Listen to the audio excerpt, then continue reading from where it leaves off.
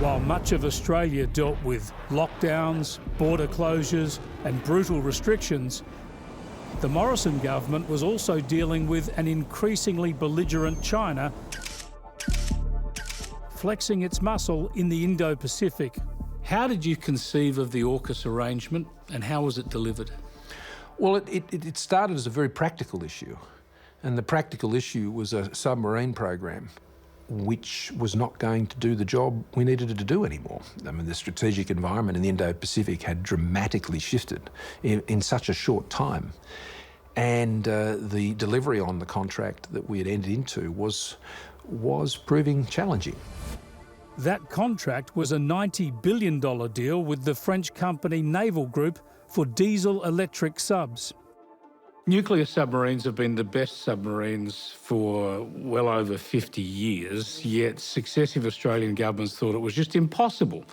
How did the Morrison government make the impossible dream of nuclear submarines a reality? Very early on in my tenure, it was very apparent that the French contract was not going well. Linda Reynolds served as Defence Minister for 2 years in the Morrison government. There were design delays, there were cost blowouts, there was serious cultural differences in terms of how we do business and manage projects and how the French companies do. But it became obvious to myself and to Scott at some point that we needed to start having a look at other options. That's when Scott Morrison, in deep secrecy, began examining the nuclear option. In the middle of COVID, we were doing that. Managing COVID early hours of the morning to late at night, and we were running this at the same time. And over the course of the year, we learnt that because of the new technology they had, it meant you didn't have to service the reactor midlife, which meant you no longer needed a civil nuclear capability to be able to run these boats. That was a game changer.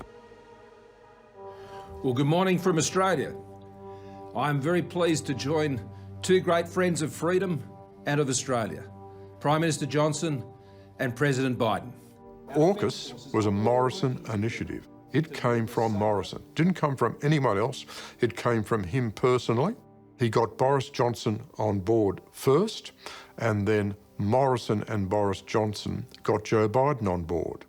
Today, we join our nations in a next-generation partnership, built on a strong foundation of proven trust. I think that AUKUS is undoubtedly Scott Morrison's greatest achievement.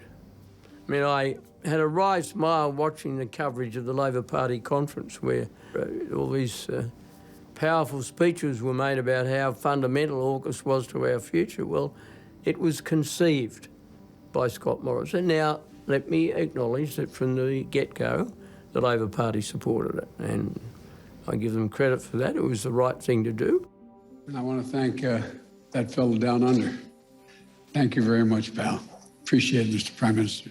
Let it be remembered, as Joe Biden, in a very stumbling fashion, said that fella from down under. That fella from down under, Scott Morrison, did conceive it, did develop it, and it was clearly his relationship with Boris Johnson and Joe Biden. And it's interesting that Joe Biden's the only one of the three that's left in power. Now, obviously, the deal to go with French submarines was a mistake. I thought that was a mistake at the time. To proceed with the AUKUS Pact, Australia had to kiss off the French deal. The fallout was ugly. I have a lot of respect for your country. I have a lot of respect and a lot of friendship for your people. I just say when we have respect,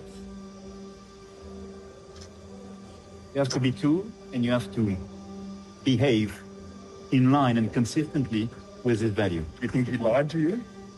I don't think. I know.